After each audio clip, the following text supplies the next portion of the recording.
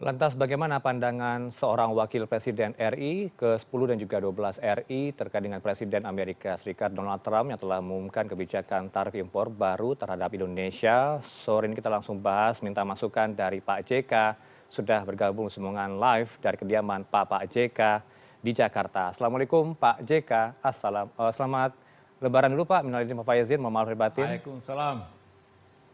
Baik, salam buat Ibu di rumah Iya, Pak JK. sama-sama. Pak JK langsung saja Pak, tadi kan sudah kita simak pernyataan dari Iya. Istana terkait dengan tarif balasan Trump. Kalau dari Bapak seperti apa Pak terkait hal itu? Kita tahu tujuannya Amerika ingin menggerakkan ekonominya lebih baik. Ingin agar produksi dalam negerinya bisa lebih tumbuh lagi. Nah itu kan tujuannya supaya ada pekerjaan lapangan kerja yang baik dan produktivitas. Tapi kan ini keadaan sulit karena negara-negara lain seperti Indonesia, Vietnam, China dan negara-negara Eropa lainnya kan lebih efisien daripada Amerika. Maka caranya ialah menetapkan tarif yang dia sebut tarif pembalasan, balasan gitu kan, reciprocal tarif itu. Nah, selama suatu negara menerapkan tarif biaya masuk itu lebih tinggi, berarti yang kena pertama masyarakatnya, konsumen Amerikanya yang pertama kena Amerikanya. Jadi karena itu yang pertama protes itu Amerika sendiri. Nah, efeknya kemudian kepada kita. Tapi seperti yang selalu saya katakan, yang namanya biaya masuk itu yang kena barang yang masuk, impornya. Sedangkan kalau dari sisi Indonesia, barang-barang itu murah masuknya ke sana tapi dijual mahal di Amerika.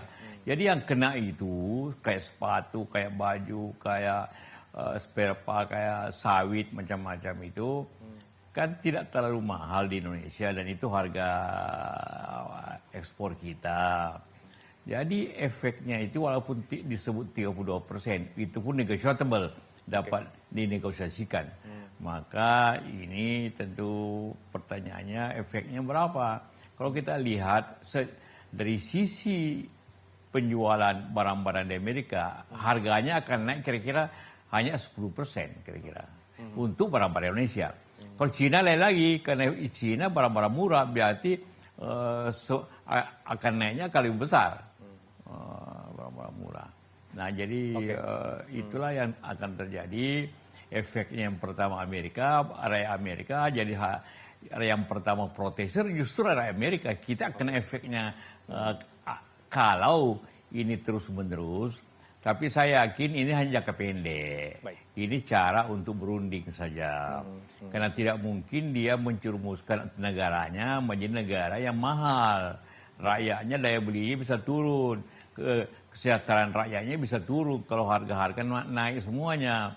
Karena itulah maka ini saya kira tidak akan panjang selama bisa berunding. Berunding itu dia minta pada fasilitas-fasilitas yang lebih baik untuk memudahkan ekspor Amerika ke negara-negara yang di dunia ini. Itu akan terjadi sebenarnya. Justru yang dikorbankan yang menjadi semangat kompetitif adalah bersaing dengan produk mereka sendiri begitu ya dalam negeri Amerika Serikat sendiri Pak JK. Tapi kalau berbicara soal terhadap ekspor kita ke sana Pak, apakah akan menurun dengan 32% itu Pak? Tergantung akibat ini, apakah dia mau jangka panjang? Saya yakin pasti tidak. Ya, tidak jangka panjang. Kedua, apakah Amerika mungkin segera membuat industri dalam negeri untuk mengganti impor itu?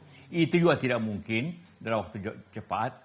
Tidak mungkin tiba-tiba pabrik sepatu, pabrik baju, pabrik mesin-mesin dibangun di Amerika. Di Amerika yang cepat teknologi, high tech, itu bisa teknologi. Tapi kalau industri-industri yang kebutuhan masyarakat luas yang selama ini diproduksi di negara-negara seperti Indonesia, Vietnam, India, dan negara Eropa lainnya, mobil-mobil, itu tidak mudah tiba-tiba. Mungkin butuh setahun, 2 tahun untuk membangun itu semua. Karena di mana buruhnya dan sebagainya. Dan tidak mungkin dia membiarkan rakyatnya membeli barang mahal selama 2 tahun, 1-2 tahun kan. Jadi karena kalau dia begitu maka terjadi inflasi. Justru yang pertama akan kena ekonomi Amerika sendiri, bukan kita. Baik, secara sederhana bisa disebutkan seperti ini Pak JK, Ya. konsumen dan juga Kita nanti pengusaha kena Amerika. akibatnya setelah Akibatnya beberapa apa, Pak? bulan kemudian. Akibatnya apa, Pak? Pak JK? Ya akibatnya kan akan terjadi penurunan produksi. Kalau daya beli masyarakatnya turun, maka impornya berarti kita ekspor kita akan menurun. Maka akan terjadi penurunan produksi di pabrik-pabrik kita. Maka akan terjadi tentu penurunan. Itu akan terjadi. Tapi tidak sebanyak apa yang selalu diributkan itu, tidak akan seperti begitu. Karena tidak mungkin dia cepat mengganti produksi di Amerika. Tidak mungkin secepat itu. Baik, artinya Pak secara sederhana bisa diambil kesimpulan sementara biar publik paham. Jadi konsumen dan juga pengusaha Amerika itu mendapatkan beban tambahan biaya sekitar 10% begitu ya Pak ya saat ini? Bukan 30% dari harga Kira-kira jual. 10-15%. 10 hingga 15%. Ya tidak karena yang tarif dipajakin ialah waktu masuknya, bukan di toko. Tapi selama ini Pak tarif impor itu berdasarkan komoditas kah atau bagaimana Pak? Karena kalau berbicara soal tarif terhadap dari Indonesia ke Amerika Serikat ini kan beragam ya persentasenya.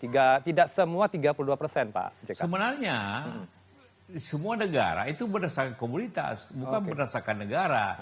Tapi ini namanya politik ekonomi yang dijalankan itu, sehingga dia mencampur adukan antara kebijakan ekonomi dan kebijakan politik. Jadi dia membeda-bedakan antar negara. Padahal yang selalu berlaku di umum di dunia ini ialah biaya masuk itu berdasarkan komoditas. Berapa pajaknya mobil, berapa tarifnya baja, berapa tarifnya katakanlah kertas gitu. Tapi ini tiba-tiba per negara. Jadi ada efek yang dia hitung dari segi defisit anggaran, defisit impornya. Baik Pak, ini kan memberikan kesimpulan bahwa dunia termasuk Indonesia terancam masuk jurang resesi karena tarif impor baru AS yang terjadi. Bagaimana mensiasatinya Pak ke depan? Apakah memang kita berada di jurang resesi? Kita lihat bersama badai PHK di sejumlah tempat, Pak JK. Itu akan terjadi resesi kalau Amerika resesi. Dia mesti Amerika dulu. Ini kena Amerika yang kena kan? Dia kenakan dirinya sendiri. Jadi kayak orang ingin mencederai orang lain, menghukum orang lain, dia hukum dirinya dulu. Tapi kan sejauh ini langkah yang diambil oleh pemerintah Indonesia, Pak, ada jangka pendek. Hukum rakyatnya dulu. Ya, ada jangka pendek, ada jangka panjang ya Pak ya. Kalau kita kutip tadi statement Istana saat ini yang dilakukan adalah menjaga nilai kurs rupiah kita masih tetap baik, kemudian juga kita berada dengan anggota BRICS begitu ya Pak. Tidak begitu mengkhawatirkan. Anda melihat hal ini bagaimana Pak? Ada negosiasi juga yang dibangun oleh Menko Perekonomian kita, Erlangga Hartarto. Iya, tentu ada saja. Tapi jangka pendek rupiah kita bisa saja melemah jangka pendek akibat ras ini, isu ini. Mengenai BRICS memang juga suatu jalan baru, tapi kita harus ketahui juga negara BRICS itu kan semua bermasalah. BRICS itu kan Brazil, ekonominya masalah. Rusia juga ekonominya bermasalah. India tapi dah kena juga dari Amerika. Cina juga kena dari Amerika. Jadi juga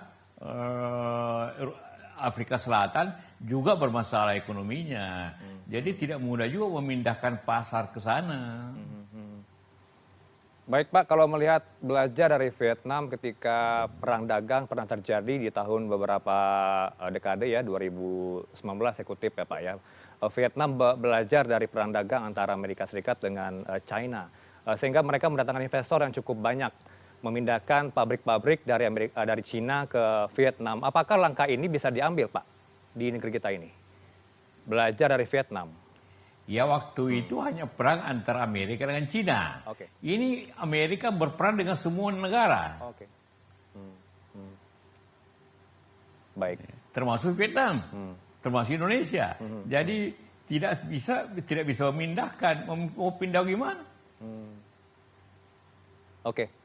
Tapi sejauh ini regulasi yang dilakukan Indonesia terhadap investor, Pak, apakah sudah dipermudah? Karena janji Astacita Prabowo seperti itu, Pak, mempermudah investor masuk ke tanah air. Pak Ya JK. tentu pengusaha selalu minta agar ya tidak usah dibantu terlalu banyak, tapi jangan diganggu lah dengan berbagai aturan. Oke. Berikan kebebasan yang baik dan jangan masyarakat juga atau apa juga jangan diganggu lah supaya mereka pengusaha-pengusaha itu berinovasi, jadi efisien. Jangan banyak pungutan-pungutan sehingga pengusaha kita bisa efisien, bisa bekerja dengan baik. Seperti itu. Oke. Terakhir, Pak. Sambil menunggu perkembangan di Amerika. Saya yakin perkembangannya tidak lama. Baik, Pak. Singkat saja terakhir mungkin, Pak, apa masukan Anda terhadap pemerintah saat ini untuk menghadapi tarif balasan Trump ini? Kita minta petua dari Anda. Pertama, jangka pendeknya mengklarifikasi angka-angka yang dikemukakan oleh Trump itu, kenapa kita kena 32%, artinya dianggapnya kita memberikan berbagai tarif untuk barang impor Amerika 64%. Itu kan tidak benar sebenarnya. Angka-angka yang kita tidak jelas dari mana datangnya. Oke. Itu biasanya dihitung hanya dari defisit perdagangan kita berapa, dihitung rata aja. Nah itu minta dijelasin supaya ada negosiasi sehingga dia bisa turun jangka pendek ini. Oke. Tapi saya yakin sekali lagi di Amerika sekarang seperti saya jelaskan juga sejak kemarin bahwa ini yang kena Amerika dulu. Nah benar, sehingga ribuan orang, ratusan ribu orang Amerika berdemo untuk melawan Trump karena aturan ini merugikan mereka semua. Artinya menyebabkan harga-harga di Amerika akan mahal. Daya beli mereka, jadi kesejahteraan rakyat Amerika bisa menurun. Baik. Akibatnya.